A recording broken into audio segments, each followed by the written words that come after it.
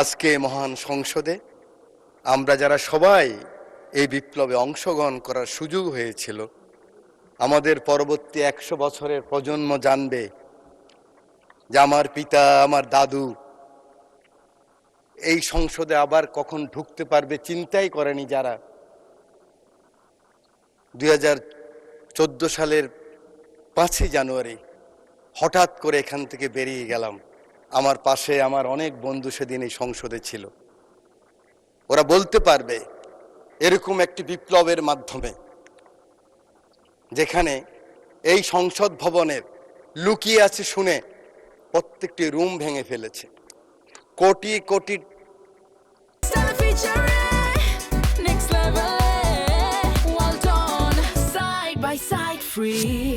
অর্থ টাকায় সংসদ ভবনে পেয়েছে। গণভবনের ইট নিয়ে গিয়েছে। এটা বিএনপির লোকেরা নেয় নাই, জমাতের লোকেরা নেয় নাই, এটা ফাইয়াজের মারা নেন নাই, আকরামের মারা নেন নাই, আবু সাইদের আম্মা নেন নাই।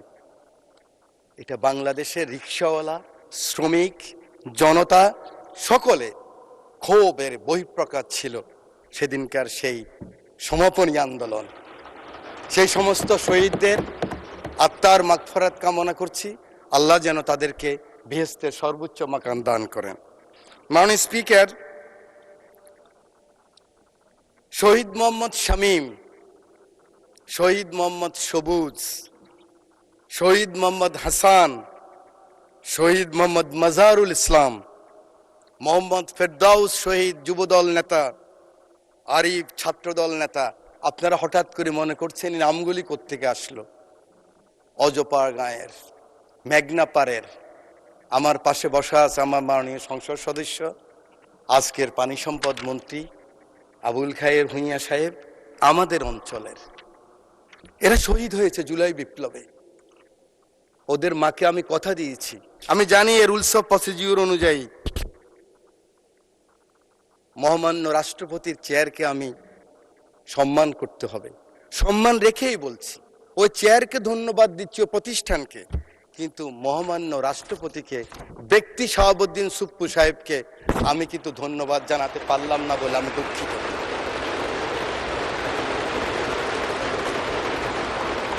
মাননীয় স্পিকার, শহীদ প্রেসিডেন্ট জিয়াউর রহমানকে স্মরণ করছি।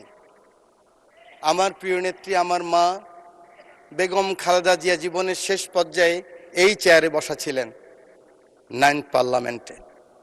তার পিছনে ছিলেন জনাব ফারুক সাহেব, আমরা ছিলাম, পার্থ সাহেব ছিলেন। প্রথম দিন 1/11-এর পরে আমরা যখন 26 জন, ম্যাডাম খালেদা জিয়া 3 জন, 29 জন ছোট্ট রুমের মধ্যে পার্লামেন্ট পার্টির মিটিং হলেন, আমি সাইকোলজির ছাত্র, আরেকদিন বলেছিলাম, মুখ দেখেই বুঝেছি ম্যাডামের মনে অনেক কষ্ট।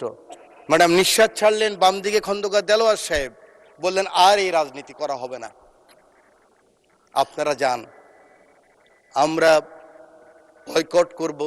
আওয়ামী লীগ আসলে আওয়ামী লীগ বয়কট করবে, আমরাও তো অনুষ্ঠানে যাব না, আমরা আসলে আওয়ামী লীগ আসবে না, এই রাজনীতি বন্ধ করতে হবে। 5 জনকে পাঠালেন, আমরা সেখানে গেলাম ও তো অনুষ্ঠানে। সংসদ শুরু হলো, 1.5 মাসের মাথায় বিশ্বাস করেন আমার মা সংসদে বসার মতো ভাষা এই পার্লামেন্টে ব্যবহৃত হয় নাই। এরকম টোকেন দিয়ে দিয়ে সংসদ নেতা ছিলেন ফ্যাসিস্ট, এই চেয়ারে বসা ছিলেন হাসিনা। উনি টোকেন দিতেন যুব মহিলা লীগের নেত্রীদেরকে, কিভাবে মন্দ বলা যায়, কিভাবে তারেক রহমান সম্বন্ধে মন্দ বলা যায়, কিভাবে খালেদা জিয়া সম্বন্ধে মন্দ বলা যায়। তারপরে সেই সংসদে আমরা ছিলাম। আজকে আমার নেতা শহীদ প্রেসিডেন্ট জিয়াউর রহমান রাজনীতিটা শুরু করলেন কিভাবে, গ্রোম করলেন কিভাবে। আমি তখন স্কুল থেকে কলেজে এসেছি।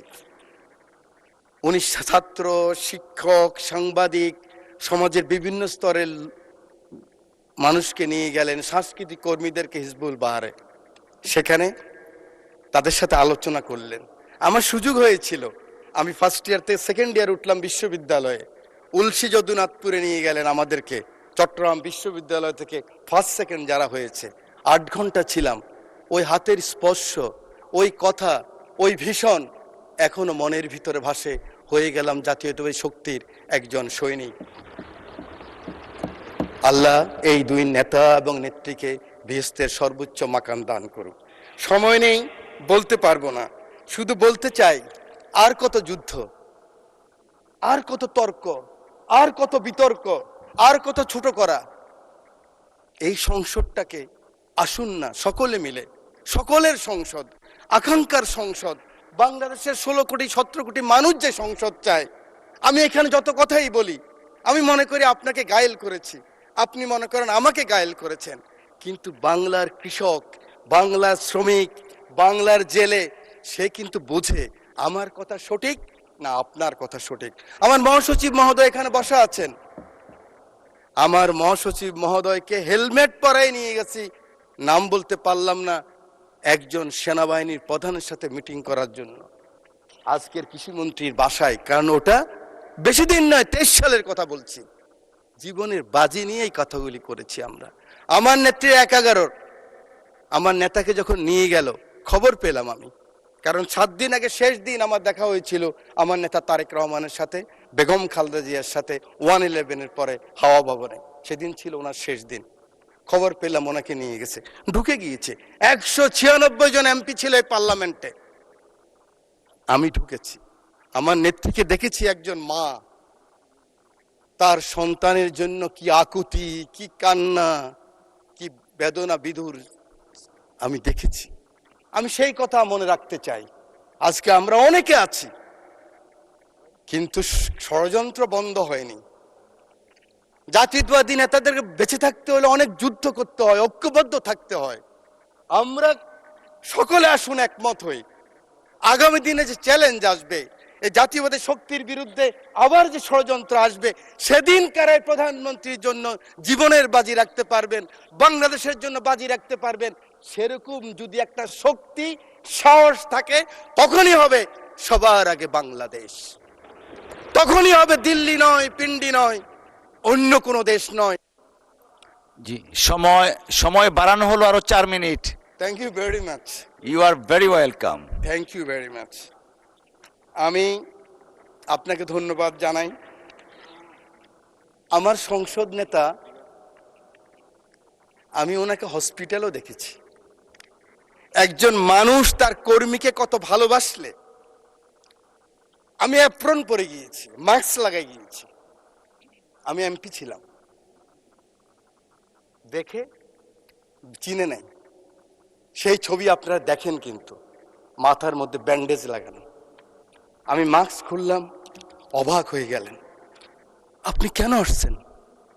আমার চোখের পানি পড়ছে, আমি পিছিয়ে আসলাম। আমি বলতে চাই, এই চ্যালেঞ্জ আবার আসবে, ষড়যন্ত্র বন্ধ হয় নাই।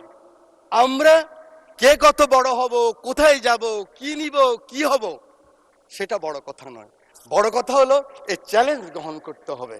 মাননীয় স্পিকার, আপনার মাধ্যমে পুরো হাউসকে জানাতে চাই, চিন্তা করেন তো, কথার সাথে বলতো জামাত শিবির, কথার সাথে বলতো জামাত বিএনপি, একসাথেই তো আমরা। আমার হাতে তো এখনো রক্তের দাগ নিয়ে লেগে আছে। এই মতিঝিলে 19 দিন ছিলাম রিমান্ডের মধ্যে। কেন আমরা ছোট করার চেষ্টা করতেছি? আমি বিশ্বাস করি আমার নেতা ছুটে গেলেন একটু আগে, আমার সেই ভাই এখন আছেন, আমার নেতা তারেক রহমান ছুটে গেলেন, ওখানে গেলেন, দেখলেন। সাথে সাথে আমি মনে করি আগামী দিনে রাজনীতির জন্য সংসদের বিরোধী দলের নেতা আপনিও ছুটে যাওয়া উচিত ছিল। আমি জানি না আমার কথা কিভাবে নেবেন, যে মাননীয় সংসদ নেতা, আমি শুনেছি, আমি উপস্থিত ছিলাম, কারণ ওনার পিছনে আমি ছিলাম, আপনি গিয়েছেন, উনি বলেছেন আপনার কিছু প্রয়োজন লাগলেও আমাকে বলবেন। এভাবেই রাজনীতিটাকে আমরা এগিয়ে নিতে হবে। বাংলাদেশের মানুষের আকাঙ্ক্ষা এই রাজনীতি, মানুষ আর এই হিংসা প্রতিহিংসা আর দেখতে চায় না। বক্তব্য আমি শেষ করছি। যাওয়ার আগে দ্বিতীয় বিশ্বযুদ্ধের একজন সৈনিক, আমরা জানেন আমরা কিন্তু উইলস্টন যে চার্চিলের পক্ষে, মিত্রশক্তির পক্ষে যুদ্ধ করেছিলাম, এবং আমরা কিন্তু বাঙালিরা সবসময় এরকম ছিলাম। আমরা মুঘলের বিরুদ্ধে ঈসা খাঁ যুদ্ধ করেছে, ফরাজি আন্দোলন, ফকিরি আন্দোলন, এগুলি তো আমরাই করেছি, ইলা মিত্রের আন্দোলন আমরাই করেছি, তিতুমিরের বাঁশের কিল্লা আমরাই করেছি। এই সৈন্য গিয়েছিল, যুদ্ধ করেছে বিভিন্ন জায়গায়। মাননীয় স্পিকার, পরে আসছে বার্মায়, বার্মায় আসার পরে নিজের দেশের কথা মনে পড়েছে। দেশের কথা মনে করার পরে মনে করলো এই বর্গী ওলন্দাজ ব্রিটিশরাই তো অত্যাচার করেছে, আবার তো সেই অবস্থাই হবে। তার স্ত্রীর কথাও মনে পড়েছে। তখন ঢাকায় কিন্তু লণ্ঠনের বাতি জ্বালতো। তো তিনি বলেছেন, পরের জন্য যুদ্ধ করেছি অনেক, পরের জন্য যুদ্ধ করেছি অনেক, এবার তোমার আর আমার যুদ্ধ। যদি বলো এত যুদ্ধ করে কি পেয়েছি? তিউনিসিয়ায় পেয়েছি জয়, উগান্ডায় পেয়েছি জনগণের ভালোবাসা, আর প্রতিবেশী বার্মায় পেলাম ঘরে ফেরার তাগাদা। আমি যেন সেই বাতিওয়ালা যে পথ্য পথ্য রাস্তায় বাতি জ্বালিয়ে ফিরি, অথচ যার নিজের ঘরে জমে থাকে দুঃস্ব অন্ধকার। এই অন্ধকার তো আমরা কাটাতে চাই, এই অমনুষ্য থেকে বের হতে চাই। আমরা সুন্দর স্বাভাবিক সকলের জন্য যে বাংলাদেশ, সেই বাংলাদেশ চাই। আমার নেতা তারেক রহমানের সবার আগে বাংলাদেশ, সেই বাংলাদেশ চাই।